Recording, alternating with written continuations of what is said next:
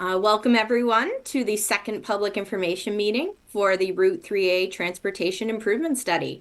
My name is Rachel and I'm a project manager at MassDOT directing this study. Next slide. Please note that this presentation and meeting is being recorded and all parts of the recording, including transcripts, are considered public. By continuing attendance at this public meeting, you are consenting to participate in a recorded event. Our meeting will be open to comments and questions at the end of the presentation. We ask that you hold all comments until the Q&A portion so that we have enough time to get through all of our data tonight. Next slide.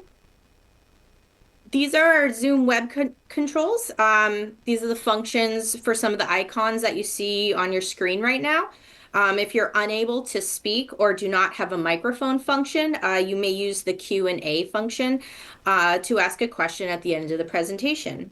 All participants are muted and do not have video. If you would like to speak, please use the raise hand feature at the bottom of your screen, and when the time comes, we will unmute you and you can make your comment or ask a question. Next slide. So here's our agenda and general timetable for this evening. We will walk you through the study, purpose, and process, the collected data, and the proposed alternatives that have been developed for the study area, which will include pedestrian and bicycle infrastructure, intersection treatments, and other roadway improvements. At the end, we will open the meeting up for comment. Next slide. I'm joined tonight by our consultants from Arup Consulting, Paul, Sarah, and Amelia. They'll have an opportunity to introduce themselves later on in the presentation. So where exactly is this study focused on? Our study area is split into two sub-areas along Route 3A in Quincy. Sub-area 1 is from Neponset Bridge to the intersection at East Squantum Street. Sub-area 2 is from the East Squantum Street intersection to the Southern Artery split. Both subsections were analyzed equally, but when you hear us say study area or study corridor, we mean these two sections of Route 3A. Study goals. So what are the goals of the Route 3A Transportation Improvement Study? Our goals are to evaluate congestion, how the corridor operates, and multimodal safety. We've developed recommendations to increase safety, decrease congestion, and examine multimodal infrastructure. And we also want to understand and address the comfort and challenges in the overall corridor transportation network with a focus on walking, biking, and transit. Public input from our first public meeting was very important in addressing these goals and shaping the deliverables of the study. And while these are all strong goals, it's important for all of us to understand that they can conflict with one another. We must acknowledge that sometimes when making improvements for one thing, it can affect something else. So here's our study process, and here's a general timeline of the study process. In the spring of 2024, we had our first public meeting that I mentioned earlier, which was an open house to gather local feedback and experiences with the 3A corridor and help us get to know how the public uses 3A. We also conducted a site walk before the public meeting where we walked the corridor with members of the public and members of city staff to get a good feel for how it operates. We're currently in the final stages of the study, and we'll be using your feedback tonight to develop final recommendations.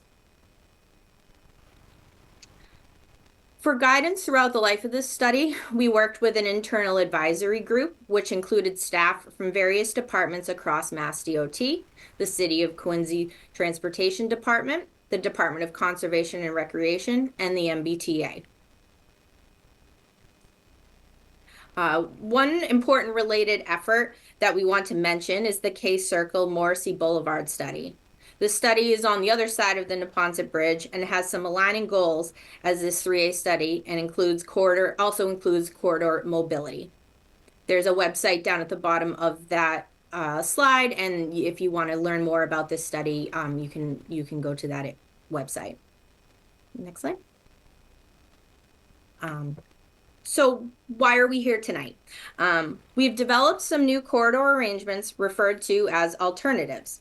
This evening, we want to share the alternatives that have been developed, how they address our study goals, how the impact and trade-offs for Route 3A, and understand your concerns or support about the alternatives and how your experience with 3A may shape your feedback. Go one more slide.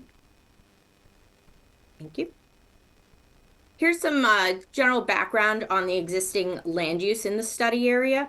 The majority is zoned business with some industrial and residential, and high activity destinations include schools, grocery stores, and the North Quincy and Wollaston stations. The map on the right is a zoning map and shows what each area is zoned as. Next slide. This is a diagram of the existing roadway configuration in each sub-area of the study area. Exact widths vary throughout the corridor, but these show you the general layout. Sub-area 1 has two lanes of travel with sidewalks, while sub-area 2 has parking lanes, 1 lane of travel, and sidewalks. And again, the measurements will vary throughout the corridor. And here we have a breakdown of different trip mode types that frequent 3A and the percentage of each mode type of user. These percentages of corridor users do show that there is a small population of walkers and bikers, which could be increased by increasing comfort level for these modes. We'll talk about the data sources for this information a little further into our presentation. Next slide. I'll now pass the presentation off to Paul from Arup Consulting, and he'll dive into the data and the approach. Paul? Thanks, Rachel. Yeah, next slide. So as Rachel mentioned, we used data from a variety of sources. So, things that we got from MassDOT and City of Quincy, obviously. We used Replica, which is it basically uses mobile phone data so we can understand things about people's movement and some information about the speeds that they were moving, the modes that they were using, traffic cameras that are out in the area, and then environmental data that we got from FEMA. You heard Rachel talk about the 3 basic goals of the project. We need ways to measure how we're performing against these goals. So in terms of minimizing disruption to drivers, we look at delays that cars might experience in one scenario versus another. And we look at the parking that the cars use around businesses. Improving safety for all road users is looking at conflict points between cars and cyclists and pedestrians, looking at the number of crosswalks, the length and width of bike lanes, those things that that folks need to move in that way. And then multimodal comfort is things like bike parking, making sure that the transit is convenient to use, that we have places to wait, and that everything is functioning the best that it can. So I'll talk a bit about the alternatives that we looked at for the 2 different subareas. So for each of the 2 subareas, subarea 1 and subarea 2, we looked at 3 different ways that we might arrange the street differently.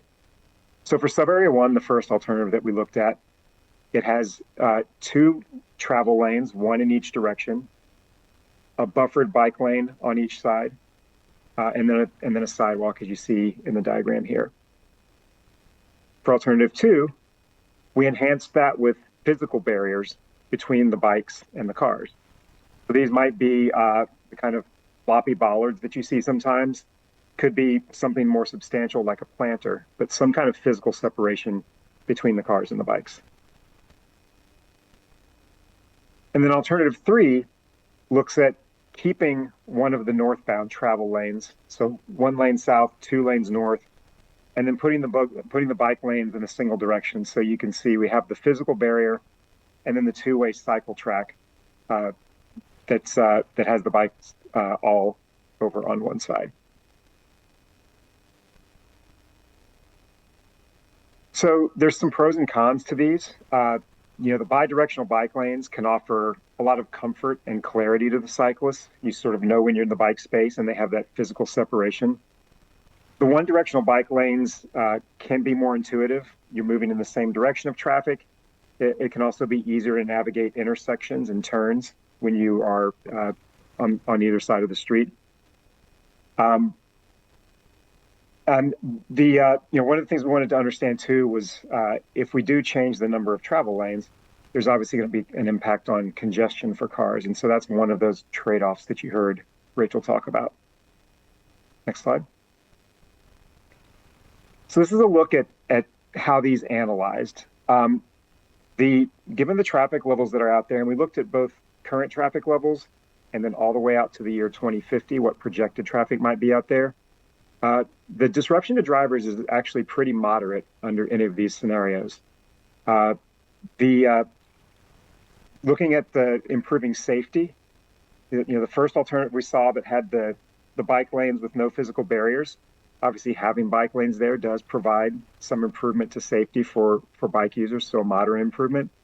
The other two that had the more physical separation had a higher level of comfort that we're adding for those other road users that aren't cars.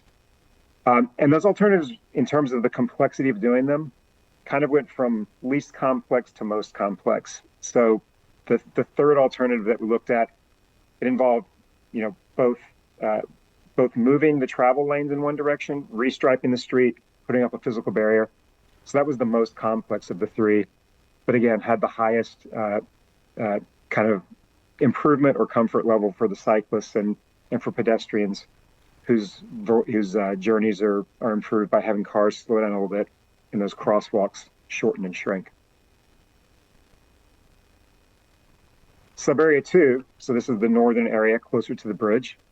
The different alternatives that we looked at were first, having one travel lane in each direction, a bike lane next to each of those travel lanes, and then keeping parking on the southbound side. So this eliminates parking on the northbound side to create the space for the bike lanes, keeps parking on the southbound side. Alternative 2, removes the southbound parking, keeps the northbound parking, has two travel lanes and bike lanes. And one small difference here, in addition to having the parking on the opposite side, is you can see we've placed the bike lane behind the parking so that those parked cars are creating a barrier between the moving traffic and the bikes.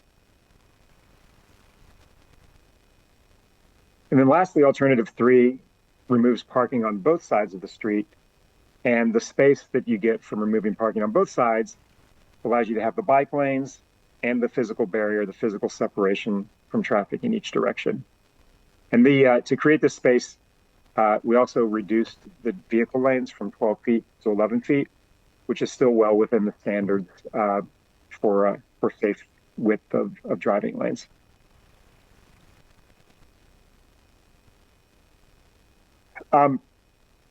So the big trade-offs here obviously are the trade-off between the parking, which can be important for the businesses. So, alternatives that have parking on one side or the other, and a third alternative with no on-street parking, and the benefits that you get in terms of that trade-off for the bike lanes, whether it's just having bike lanes, or in the case of alternative 3, having those protected bike lanes. And then in terms of that analysis, alternatives 1 and 2 had pretty low or low to moderate disruption to drivers.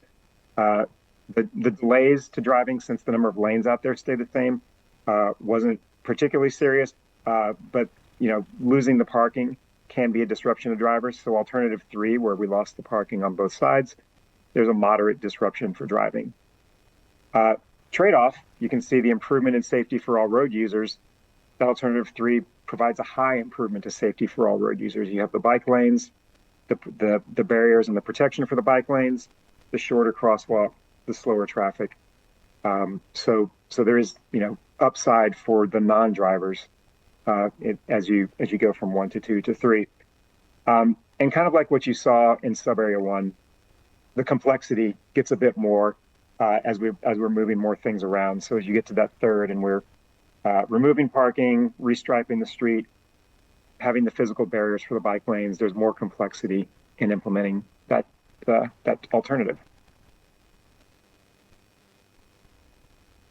So in addition to what you see in the cross-section, so the cross-section kind of tells us generally what's happening along the corridor, There are going to be things that need to happen from place to place to help make things work to the best they can. So these may be things like on the top left, you see the bicycle markings tracking across a more complicated intersection. So things that can create clarity for the drivers, for the cyclists, so everybody understands what they're supposed to do.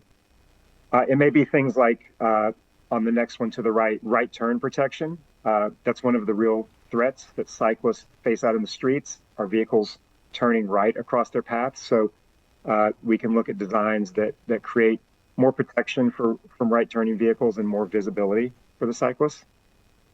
It could be things like a crossing beacon, so a signal essentially that lets pedestrians or bikes, in this case, get onto the bridge access ramp. Or it could be things at intersections like bike boxes that let bikes pull up to the intersection, get over to the left side if they're looking to make a turn, and get positioned to make the turn safely that they're going to make in the intersection. So there's lots of different approaches like this that we can take along the corridor from place to place to make the system operate the best that it can.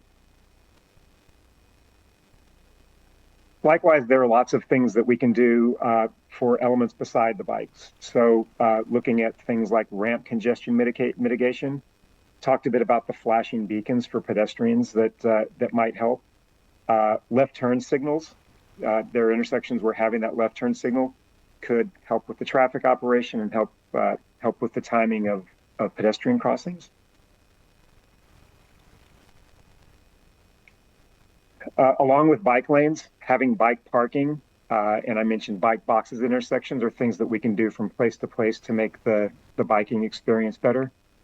And then in terms of transit, we can look at shifting bus stops to make the boarding and alighting easier, having seating and more comfort at bus stops, different kinds of things that we can do to make all of those modes function a little bit better.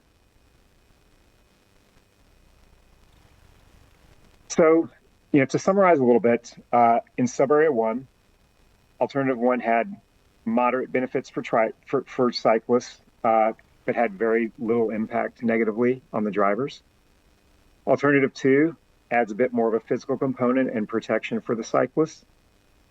And then Alternative 3 had the most impact to the cyclists and pedestrians, as we had the bikes on the single side of the street with the physical separation.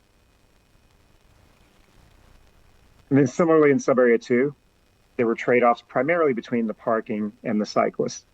So in Alternative 1, we leave the southbound parking unchanged.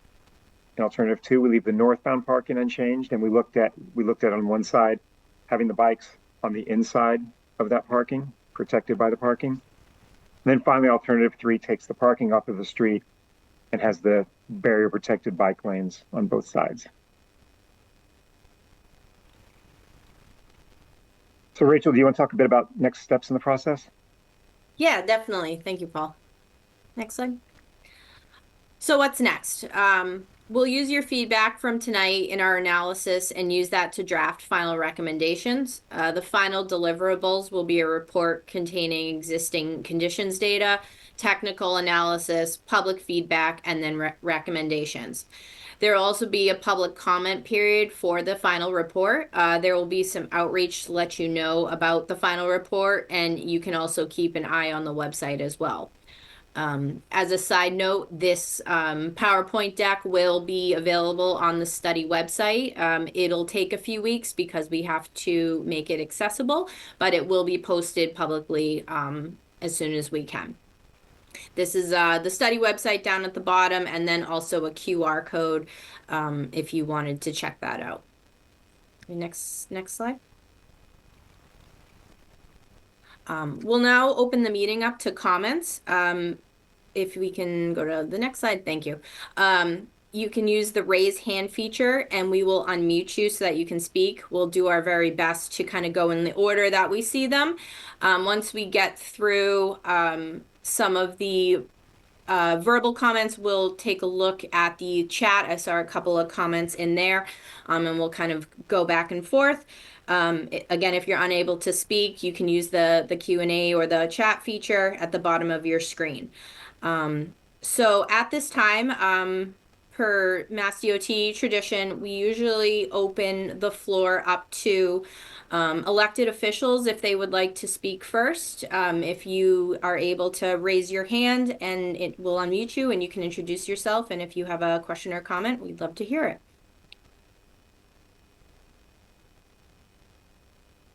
All right. Great. John Keenan.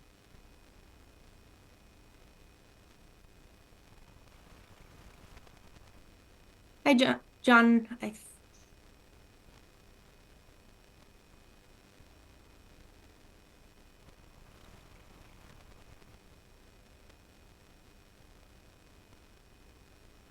There we go. Sorry about that, John. Oh, no problem. I'm John Keeney States. I just want to say thank you for doing this. It's obviously quite a busy corridor as you progress on 3A from the split with Southern Artery all the way up to Neponset Bridge. And so to see these various options and to see the thought that's gone into them, and then also as I look at the comments in the chat box, it's clear that people are interested in this corridor and making sure it's as user-friendly as possible. And by that, I mean as friendly to every type of user imaginable, whether it's somebody walking, driving, and biking.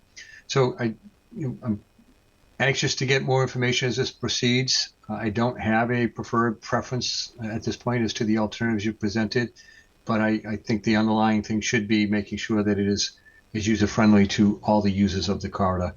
And so if my office can be any assistance going forward, or if constituents have any concerns and want to know what's going on as we move through the process, then I urge them to reach out. And I think Doreen Bagu from my office is on the call as well, so I want to thank her and thank you folks for doing this.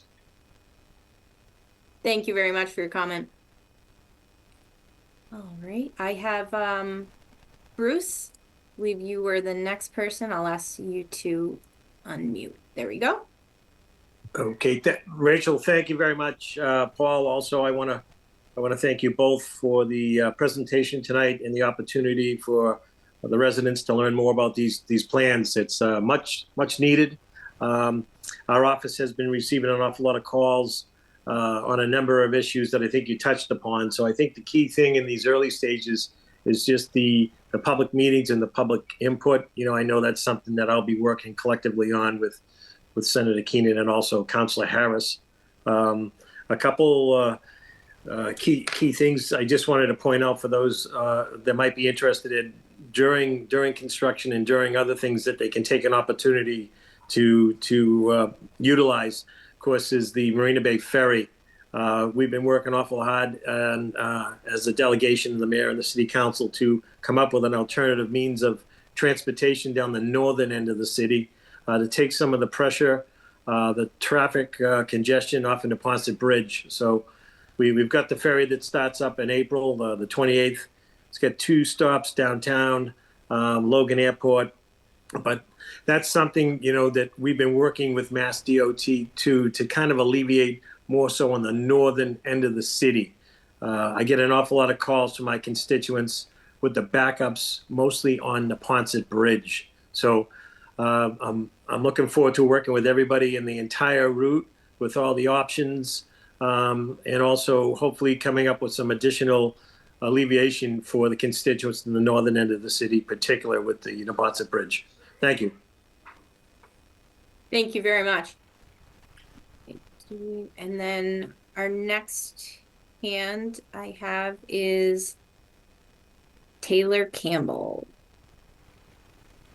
You should be able to unmute, Taylor. Hello, so this isn't Taylor, it's their partner. So I just wanted to say I'm Maya Campbell. I'm a little bit pessimistic about whether this could be done, and I wonder, since there's a heavy focus here on cyclists, this corridor is also fairly dangerous to pedestrians. And there's some highly risky intersections that could be improved to pedestrians without the addition of bicycle lanes, like the area around 99 Ranch, where, if I remember correctly, there were 2 fatal accidents. I wonder if there, in the event of there not being bicycle lanes, are there plans to still make those intersections safer for pedestrians?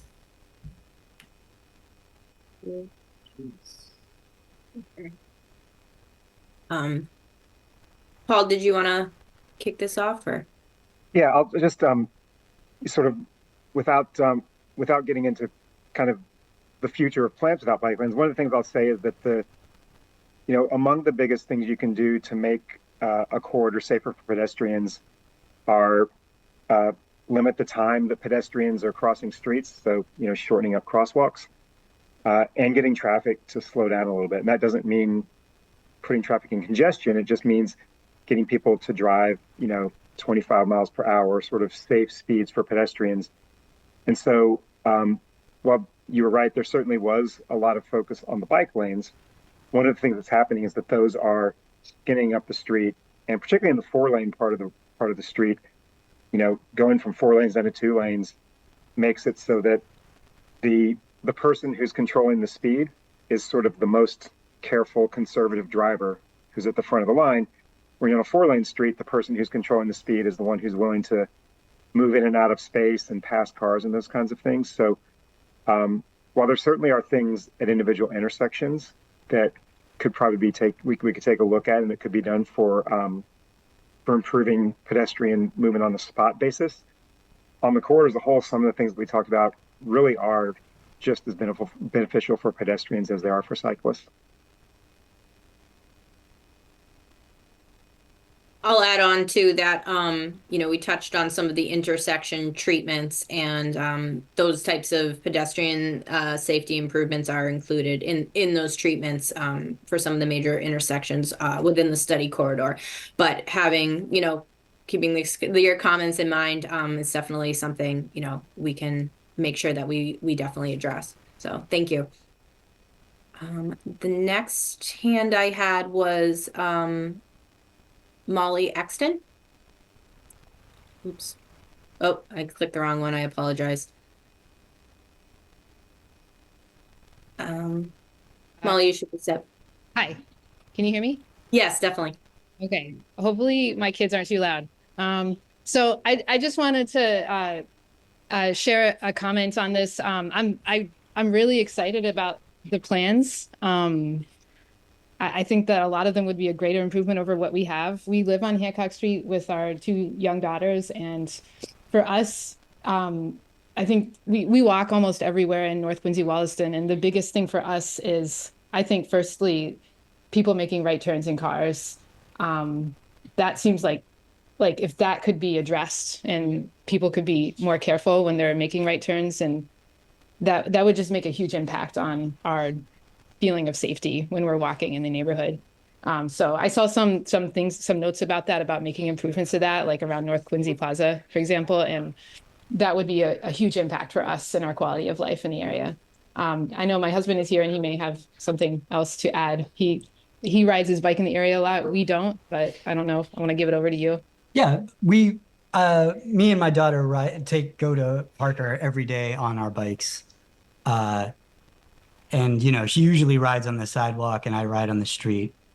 I think she's getting to be close to an age where she could ride on the street, but I don't think that I would want her to if it's just a paint line. Like, you're not going to see much adoption of it from my perspective, unless it's some kind of physical barrier. Okay. Thank you. Yeah, that's all. Yeah, thanks. There's data that backs that up. Studies that have been done in cities around the country sort of measure the percentage of people who say they're comfortable with different kinds of arrangements for cyclists. So, like Sharrows painted in the middle of a busy street, that's like 1% of the population who's comfortable, taking the lane with their bike and riding down the street. When you get to the, like the 5-foot attached bike lanes, that's like 7 to 10% of people. When you get to the barrier separated, you are more into like depending on which city you're in, 30 to 60% of people who are cyclists are comfortable in those spaces. And you really do get the sort of age 8 to age 80, more comfortable in those spaces. So I think your observation is backed up by the numbers. Thank you both. Let's see. I have Stephen McLaughlin. Oh, did it again. There you go, Steve. Can you hear me? Yep. Yeah. Quick side note. I scanned that QR code that you showed us just a minute ago. It looks like it's not working. I don't know if it's I I don't know if the scan just didn't work, but just FYI. Yeah, I guess I think one of my big concerns. I love the presentation you guys put together, and I like the that you guys have been taking like feedback from like the people who live in the city. Do we have any sort of like parking study or parking numbers or I understand that like to put some of these improvements in, like we're probably going to have to kill some level of parking, and I am very worried about the I guess like the political pushback from something like that and whether or not this I guess is like feasible. I guess for the yeah, I worry about the feasibility and the kind of pushback it might get. And I'm wondering if there's any sort of like I don't know quantitative study for parking that's been done.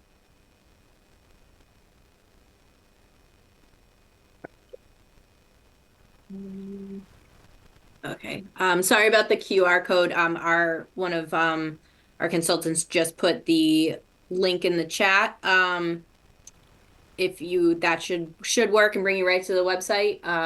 If it's not, let us know. And then for your second part of the question, I'll kind of pass off to Paul. Yeah, thanks. So for this study, we didn't do a detailed study of parking occupancy and turnover and other parking area availability.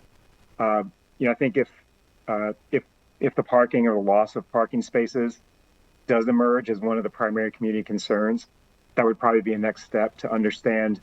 As you saw in the alternatives, in some we kept the parking on the northbound side, and in some we kept the parking on the southbound side.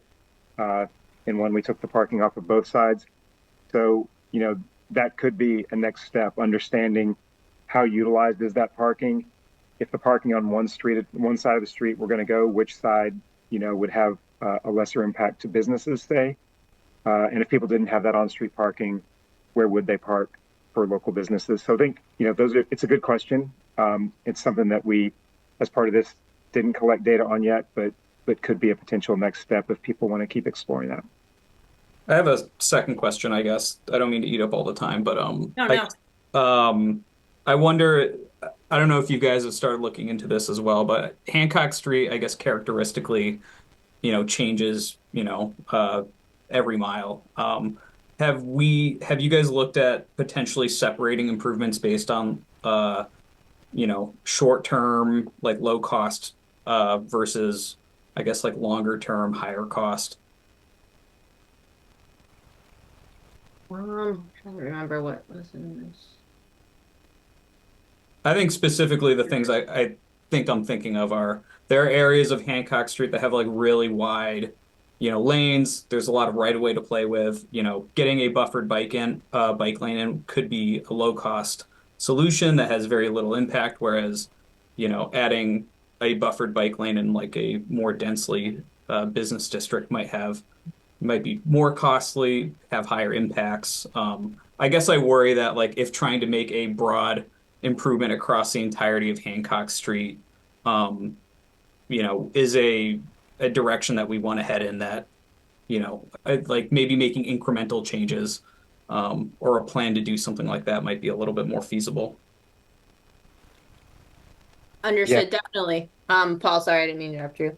Sorry, yeah, I was just going to, I think a legitimate path could be to say mix and match the alternatives, for different parts of the corridor. And as you said, some of them are pretty low cost, low impact. Some of them, entail a few more trade-offs. So there could be some mixing and matching. I think one of the things that we'd want to take care about is for the bike aspects in particular. It might not do a ton of good to build, bike lanes that just cover half the corridor. As you saw from the data, about 1% of the trips in the corridor right now are people on bikes for fairly understandable reasons. It is that 1% of the population who are willing to take a lane who are right now, brave enough to get out there on a bike. I'd be concerned that if we only did bike lanes on half of the corridor, say, that we wouldn't be opening it up to a whole lot more people. But that's just the bike part of it. As we said, there are, the pedestrian safety, the sort of overall comfort and operation of the corridor that we could think about. So I think kind of mixing and matching those alternatives in the way that you talked about is, certainly a legitimate way that we could go. Thank you.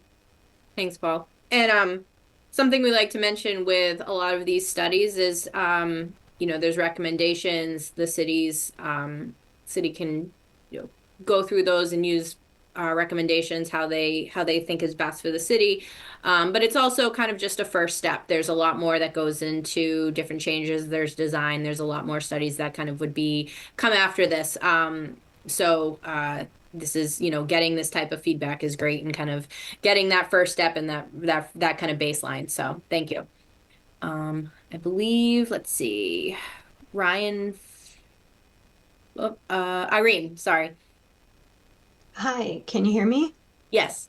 Great. So I really thank you guys for putting this together. The designs are really positive. I agree that perhaps, a blend of completely separated when parking can be fully removed and protected with a barrier alongside parking when it can't be would be a potential alternative to some of the pushback that I am assuming is inevitable in terms of removing parking. But I also want to say that continuity of facilities is essential to building the comfort in the community of those potential people who would want to bike. And you just touched on this a little bit, but I'm curious about who would make these improvements and when and how they might be implemented. And if it's the city, how can we hold them accountable to these design changes when they're resurfacing and improving roads? Because we've had a lot of designs that the city has chosen not to implement over the years.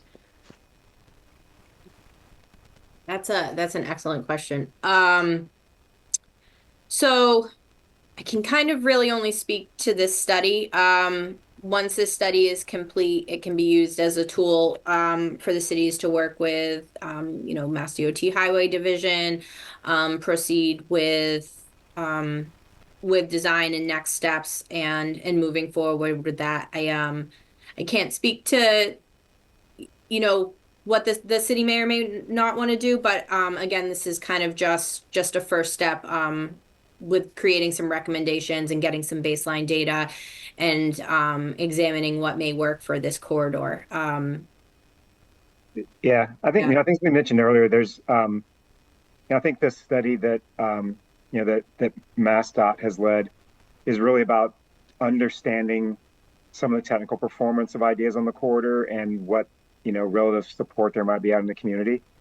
As I mentioned, next steps might be things like looking at the parking in detail, or it could be something, Irene, that gets at what you're talking about. Maybe there's a process of thinking through agency roles and responsibilities, and sort of getting an understanding agreed between agencies about who might do what going forward, whether that's conducting future studies or actually building and implementing the change that might be out there. So again, I think we want to see, are these ideas things that have that support and things that should move forward, and then we can start thinking about what those next steps in the process might be.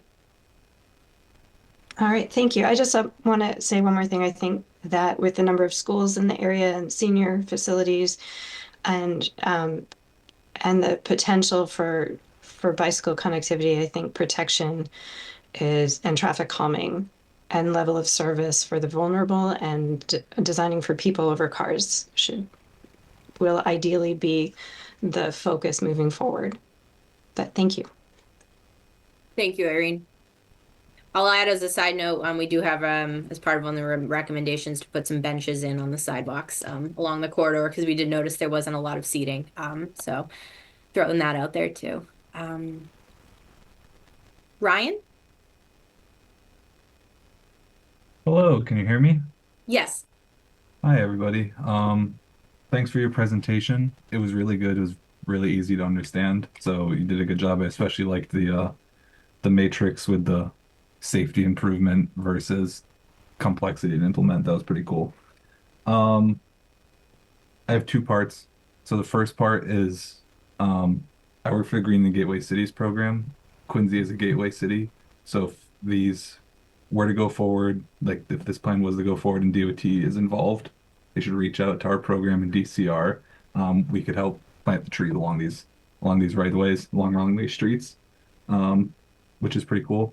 My other comment, which is kind of actually as a person, I'm part of that 1% that uses this road on cycling. I commute from Quincy Point up through Hancock Street, well, most days a week.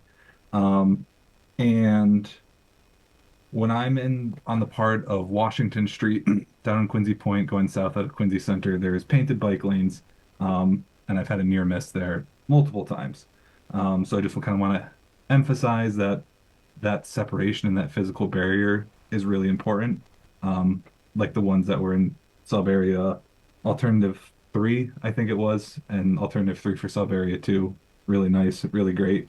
My question is, uh, in sub area the alternative 2 in sub area 1 didn't have protected bike lanes on either side. It just had with the little plastic bollards and bike lanes on either side. And I'm curious why there was no recommendation for um an actual curb or something like that or planter instead of those bollards. I'm pretty dubious of those bollards' efficacy. And then also, have you ever implemented the multi-directional bike lane that's in alternative 3? And have you gotten feedback on that? Because I don't know how to feel about that as someone who would be riding my bike. Yeah, Rachel, I could take those if you want me to. Go for it. Yeah. Yeah, so I may not have made it clear enough, and the pictures, kind of shows the floppy bollards, but over in the text on the side, it says, these barriers may consist of flexible bollards, concrete barriers, or planters. So I think, depending if folks gravitate towards this alternative in sub area 1, I think there's a discussion about what the physical separation looks like, which could be, a median sort of curb thing. It could be planters. It could be any number of things. So that's definitely on the table as part of this alternative. With regard to the cycle track or having the bikes on one side, yes, I've implemented those. And like most things in the world, there's sort of pros and cons to them. When you're between intersections, it's a really comfortable arrangement. You're in a bike space. You're not, dealing with cars. It kind of feels like being on a path, and you aren't in the mix of the traffic. At the intersections, it can be a little more complicated. Particularly if one of the bikes is wanting to turn at an intersection, there usually need to be some solutions like bike boxes or things to kind of get you out of bike space and into the intersection space where you can make turns.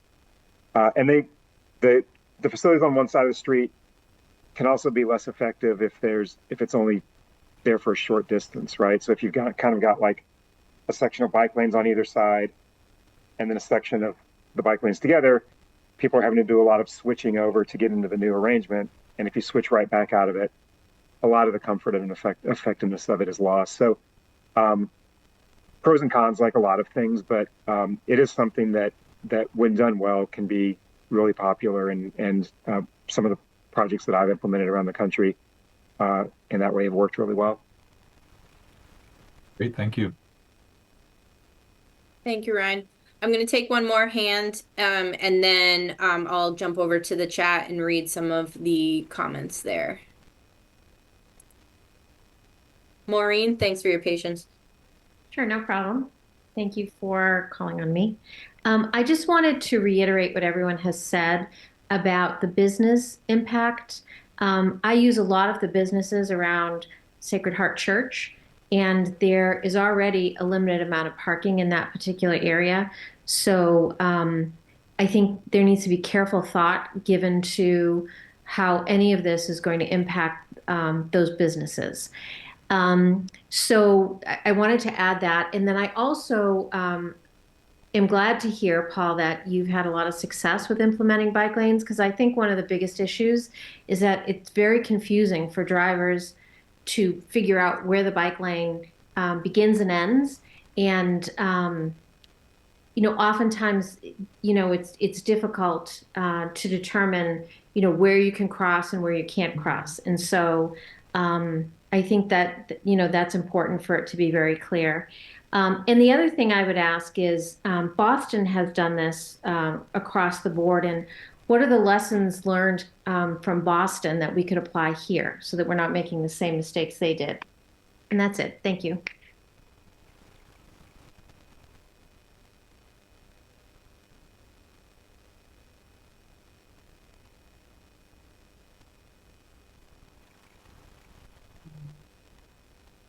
Thank you, Maureen. Sorry, I just wanted to write down a few items. Excellent. Okay, I'm going to jump into the chat and just kind of read off. We've had a lot of comments. I'm going to read through these, and if there's any that are specifically questions, we'll answer those. From Taylor, just jumping down. All right. From Taylor Campbell, I'd like to note as a cyclist and pedestrian, I go out of my way to use paths parallel to 3A. From Molly Exton, agree with the above. I'd like to point out that those alternative paths are not nearly as direct. Also from Taylor Campbell, additional width and travel lanes in urban roads doesn't do anything to reduce congestion. Urban road capacity is limited by intersections, not by travel lane width. Wider lanes and more lanes, as Hancock Street, have served only to increase speeding, raising everyone's risk without improving capacity. From Ryan Fawcett, higher bike and pedestrian traffic is better for business. Allie, oh, all right, sorry. This one got a little squished. Was Allie Ruel. Was parking utilization reviewed to support removal of parking business districts? Parking in alternative areas like neighborhoods is a sensitive issue. Completely understand. I think, Paul, you kind of touched on this, but this may be something for, if this is a recommendation and our alternative that would be potentially move forward on, that would be definitely data that would need to be collected as part of the design and next steps on that. Taylor Campbell, on the other hand, encouraging people to ride in smaller vehicles, sorry, like bicycles or higher capacity vehicles like buses does reduce congestion, even if it takes lane space away from cars. Excuse me. Curb extensions reduce crossing time for pedestrians and provide visual cues to slow drivers down and help keep businesses from having to merge back into traffic, improving safety and performance for everyone, and they don't have to interfere with bike lanes. Bike lanes can go through them over marked raised crossings to mitigate conflicts. Annabelle Gutley, for physical barriers between the bike and travel lanes, could you consider using transparent crash-tested barriers instead of concrete? This helps retain visibility and promotes the safety and pedestrians of bikers. That's a great comment. Definitely something we'll have to look into. Let's see. Taylor Campbell. I have been nearly run down several times at the corner of Hancock and Beach at Tony's House of Pizza. This corner could use a curb extension so drivers treat it as a turn, not as a racetrack. Sean Griffin, Quincy is a city of Sharrows. And let's see. From Taylor Campbell, studies of disruption should focus on businesses and other utilization rather than solely studying parking as a proxy for that. Rededicating public space to people rather than cars can improve businesses by having more foot traffic, even if less parking. Irene Lutz said, agreed, assuming cars are the only way business arrives is a common misconception. Taylor Campbell, the area around Wallaston Village and Billings Road will probably be the most troublesome to remove parking from, but perhaps not the highest gain for cyclists as traffic there is slow and manageable. Great input. Sean Griffin said if you build it, they will come. And Taylor Campbell said, I often find these plastic ballers knocked over in the bicycle lanes in Boston. Good to know. Let's see. Also from Taylor Campbell, 3A along Marymount Park and Mount Wollaston Cemetery should have a two-way cycle track. There are long stretches with few intersections, especially on the park side, and very hostile to cyclists. A question from Steve McLaughlin, do we have a link for the slide deck? We will be posting the link, posting the deck publicly, but it has to be, we do some adjustments to the deck so that it's accessible to reading software, and that takes a bit of time. So it'll be a few weeks, but this deck will be posted on the study website publicly. Let's see. Just since we're running tight on time, I'm going to try and make sure there's no questions. I don't want to miss anyone. Ian Harrington, bike storage and posts at destinations is key for me comfortable using my bike for trips. That's great input. And I think that was the only other question in the chat. Do we have any last minute raised hands? So we do have a couple more minutes. I just want to make sure if anyone else had any questions, you have an opportunity. You can use the raise hand feature. If there's any last minute questions.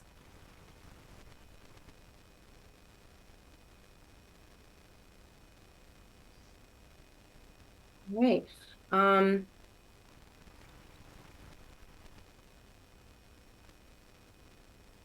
Okay. So as mentioned, as we get closer to the final plan and the final deliverable, there will be some public outreach for a public comment period. There'll be opportunity to provide public comment. I believe it'll be via email, and there'll be opportunity for that. And you'll be able to make your comment. And again, this deck will be posted as soon as we are able. Okay, well, thank you, everyone. We really appreciate all your feedback and your comments and questions. They were really great and extremely useful, and we appreciate you taking time out of your evening to join us, and we look forward to hearing your feedback on the final report, and we will talk to you soon.